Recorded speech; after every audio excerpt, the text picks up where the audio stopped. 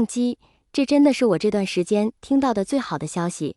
军校里，蓝启仁找蓝曦臣和蓝忘机商议事情，蓝忘机便将这个消息告诉叔父和大哥。蓝启仁乐呵呵的，嘱咐蓝忘机要好好照顾魏婴，必要时也可以回蓝家来小住。而蓝曦臣难得笑得十分勉强。大哥，是有心事吗？一起走在军校的走廊，蓝忘机才出口问道。是啊，蓝曦臣坦率地说，最近聂大哥和阿瑶不和，我在中间调停过几次，都无果而终。为何不和？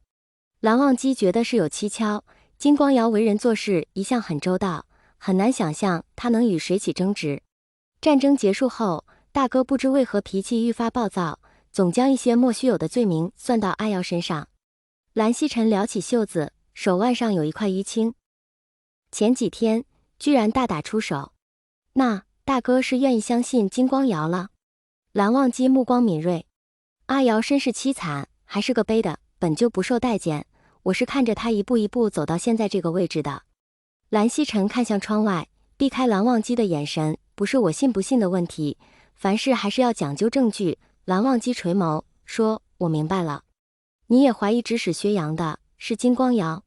晚上，魏无羡躺在床上，蓝鱼用肉乎乎的小手好奇地摸魏无羡的肚子。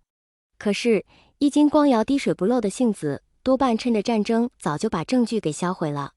魏无羡摸着蓝鱼毛茸茸的脑袋，小家伙正趴在魏无羡肚子上听声音。鱼儿，弟弟还小呢，大哥也在为这件事苦恼。蓝忘机低声说，而且如果是金光瑶的话，他为什么要杀？魏无羡低头看了看儿子，即使止住了，他好像也并不在意什么溜配，对吧？这件事情我也想不明白。蓝忘机摇摇头，太可怕了，我再也不要去金家了。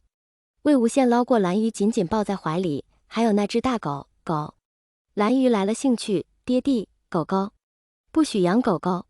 魏无羡一字一句道，蓝家禁狗。过了1周，魏无羡准备去医院建卡了。他带上上次的检查报告，专门选了一家妇产医院。魏无羡这几天被家里人当宝贝似的供起来，他感觉闷得很，便提出要独自去医院。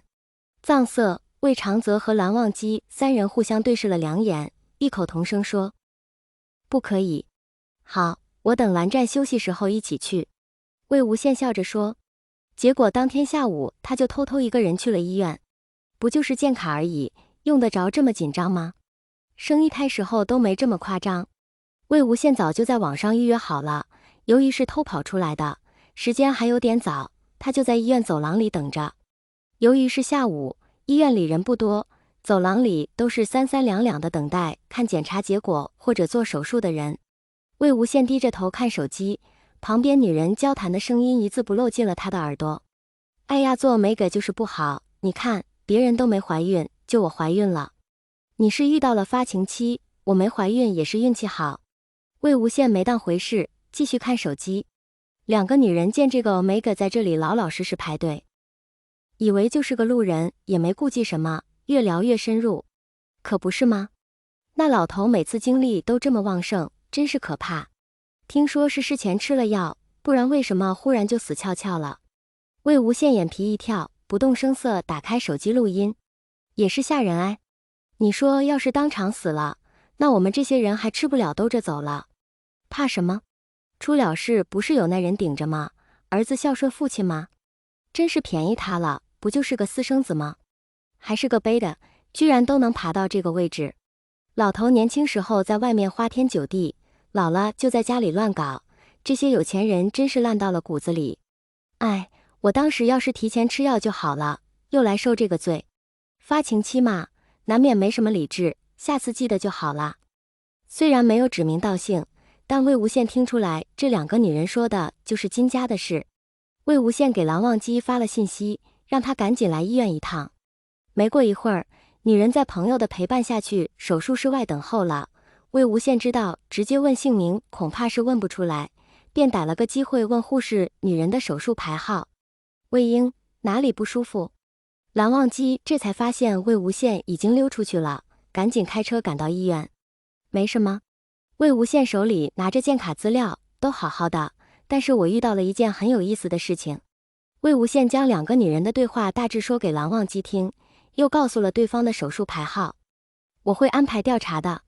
蓝忘机当务之急是要把这位不听话的孕爹的安全送回家。